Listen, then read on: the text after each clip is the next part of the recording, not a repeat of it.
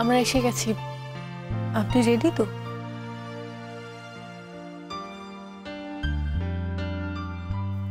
কি হয়েছে ম্যাম? আপনার শরীর টরীর খারাপ নাকি?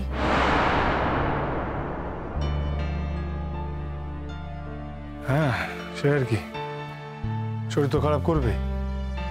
উনি তো কোনোদিনই কারোর কথা শোনেন, এখনো শুনছেন না, শুনবেন না বোধহয়। ঠিক করে ওষুধ খাবেন না, নিজেকে যত্ন নেবেন না, তার শরীর তো খারাপ হবে। উনি চিরকালই এইভাবে অবদ্ধতা এত কেন কথা বলছো? আমি তো কথা বলছি নাকি? ম্যাম বলুন না কি হয়েছে, আপনি ঠিক আছেন তো? জানবো। আপনি রেডি হননি কেন? তুমি রেডি, চলো। ম্যাম বলছি কি যে আজকের দিনে একটু ভালো শাড়ি পরে দিলে হতো না? আপনি রেগুলার যেটা পরেন আজও তো সেটাই পরেছেন ম্যাম।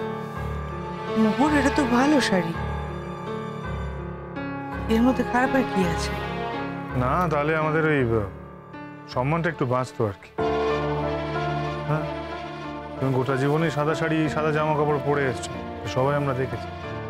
আজকে নতুন করে এরকম ধরনের কোনো জামা কাপড় না পরে, এরকম রঙের কোনো জামা কাপড় না পরে নিজের দুঃখ কষ্টগুলো মানুষের সামনে প্রকাশ করা বা প্রমাণ করার তো কোনো দরকার নেই। মোহর, আমার শাড়ি, রং, সাজগোজ এসব নিয়ে কারোর কোনো কথা বলার কিন্তু অধিকার নেই, এটা বোঝা উচিত। আমি সারা জীবন চাকরি করেছি, যদি আমার মনে হতো এর থেকে অনেক ভালো শাড়ি, অন্য রঙের শাড়ি আমি পরতেই পারতাম, আমার মনে হয়নি তাই পরিনি। তোমাদের কলেজ জয়েন করা মানে কি? আমি জাস্ট ভিজিট করতে যাচ্ছি, প্রত্যেকের সঙ্গে তুমি পরিচয় করাবে, এই তো নয়। সারাটা জীবন আমি পড়িয়েছি, চাকরি করেছি, এখন সব শেষ। এখন আমাকে এগুলো অফার করা হচ্ছে আর কি। তোমাদের কলেজে পড়াতে বলা হয়েছে, আমি মেনে নিচ্ছি। খালি ভাবছি এই দায়িত্বটাই যদি আমি ডে 1 থেকে পেতাম, তাহলে আমার নির্বাসনে গিয়ে থাকতে হতো না। আমার সংসার, আমার স্বামী, আমার সন্তান, তুমি প্রত্যেককে ছেড়ে তো আমায় থাকতে হতো না। সেই একই জিনিস ঘটলো। ঠিক করছে তো, এই চিন্তাও আসছে মাথায়। এত অবিচার করেছে আমার ওপর প্রত্যেকে, আর আজ একবার বললো আর আমি ড্যাং করে চলে যাচ্ছি। কেন যাচ্ছি? পড়াতে ভালোবাসি তাই একবার বললো আর আমি চলে যাব? তুই ঠিক, জলপাইগুড়িতে তো আর পার চুকে গেছে, সব শেষ। তাহলে কি যারা মানে তোমরা, তোমাদের সেন্টিমেন্ট, তোমাদের ভালোবাসাকে এত মূল্য দিই, তার মানে কি এই আমি তোমাদের কলেজ জয়েন করব এত বড় একটা দায়িত্ব নিয়ে নিলাম?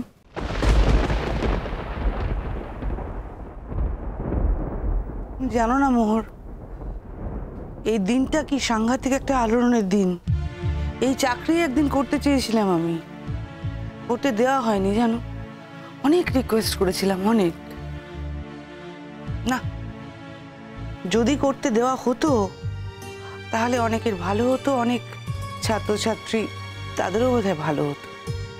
কিন্তু না, কর্তৃপক্ষ ওনাদের ইগোতে লেগেছিল। আমি তো বুঝতে পারছি না এখন এই কথাগুলো উঠছে কেন। শুধু শুধু এই কথাগুলো বলার কোনো মানে আছে কি? শুধু শুধু অশান্তি বাড়িয়ে কি লাভ? আমি তো সেটাই তো বুঝতে পারছি না। আমি অশান্তি করছি না, কিন্তু কে অশান্তি করতে চায়? এই যে আমাদের একটু সম্মান থাকতো, একটু অন্য শাড়ি পরলে, অন্য রং পরলে, এগুলো বললে না আমার মনে হয় আমাকে কেউ ডিমিন করছে। অ্যাকচুয়ালি তাই করা হচ্ছে। আমি তো নিজের মনেই ছিলাম, আমাকে মোহর জিজ্ঞেস করলো, আমি তাই বলে ফেলেছি। তুমি ম্যামের হয়ে কোনোদিনও কথা বলনি কেন বলো তো? দাঁড়ান ম্যাম, নিজেকে ম্যামের জায়গায় দাঁড় করিয়ে কোনোদিনও ফিল করেছো যে মানুষটার উপর কতটা অবিচার করা হয়? এক্সকিউজ মি, আমি অবিচার করেছি? না না, অবিচারটা কি আমি করেছি? না আমি অবিচার করার জায়গায় ছিলাম? কি করে জায়গায় দাঁড় করাবো নিজেকে? যারা অবিচার করেছে তাদের তাদের তাদের ওপরে এত বছর ধরে প্রতিশোধ একেবারে নেওয়া হয়ে গেছে, কমপ্লিট। হ্যাঁ, এখন নতুন করে আর অশান্তি বাড়িয়ে ঝামেলা করে তো কোনো লাভ নেই। প্রতিশোধ? আমি যদি প্রতিশোধ নিতে চাইতাম সত্যি করে, কিন্তু ছোট্ট ছেলে, তোমার জাস্ট কোলে করে নিয়ে না চলে যেতাম, কারণ তুমি আমার সন্তান, আমার। কেস করতে পারতাম, অনেক কিছু করতে পারতাম।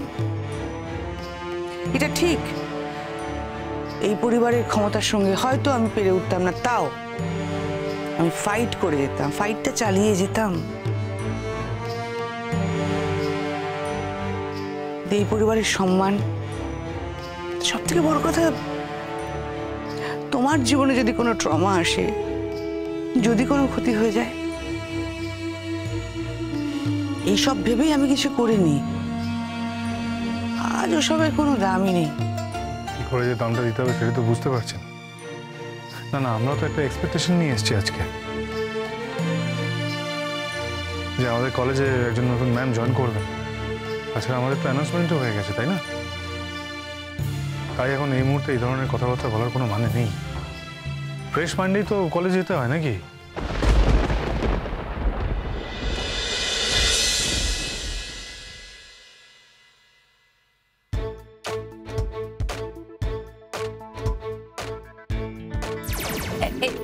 এই তুই কোথায় যাচ্ছিস রে? তুই বল, তুই কোথায় যাচ্ছিস? আমি আমি একটা ফ্রেন্ডের সঙ্গে দেখা করতে যাচ্ছি। তুই? আমিও আমার একটা বন্ধুর সাথেই দেখা করতে যাচ্ছি।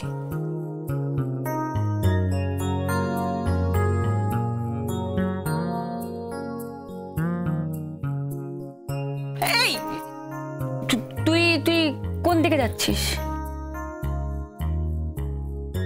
আলিপুরে। তুই? আমি আমি আমি একটা ওই শ্রীতমা বলে একটা ফ্রেন্ড আছে, ওর বাড়িতে প্রথমে যাব, তারপর ওখান থেকে একটা ফ্রেন্ডের সঙ্গে দেখা করতে যাব, বুঝলি? তারপর তা বন্ধুটা কে রে? এই এই আমি তোকে জিজ্ঞেস করছি তোর বন্ধুকে, তুই কেন জিজ্ঞেস করছিস? এরকম করলে খেলবো না, এটা ভালো না। আরে আমি কি বলেছি তোকে জিজ্ঞেস করতে? না, জিজ্ঞেস কর আমাকে, আমি তো বলবো। তাহলে বল কে? আচ্ছা তুই বল। আছে। আরে এই দিয়া, বল না বাবা। কি বলবো বাবা? যা ঘটছে। তাহলে তুই বল। কি বল? যা ঘটছে।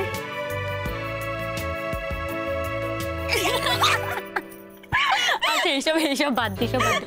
বলছি কি, জেঠুমনি তো সবাই তো মাথা খারাপ করে দিচ্ছে যে বিয়ে কর বিয়ে কর। তুই করবি জেঠুমনির মতো বিয়ে? হ্যাঁ, তুই করবি জেঠুমনির মতো বিয়ে? মাথা খারাপ নাকি? তা আমারও কি মাথা খারাপ নাকি? জেঠুমনি বলবে আর আমি অমনি বিয়ের পিড়িতে বসে পড়বো? ও, তা কাউকে খুঁজে নিয়েছিস নাকি? তুই আগে বল। তুই আগে বল।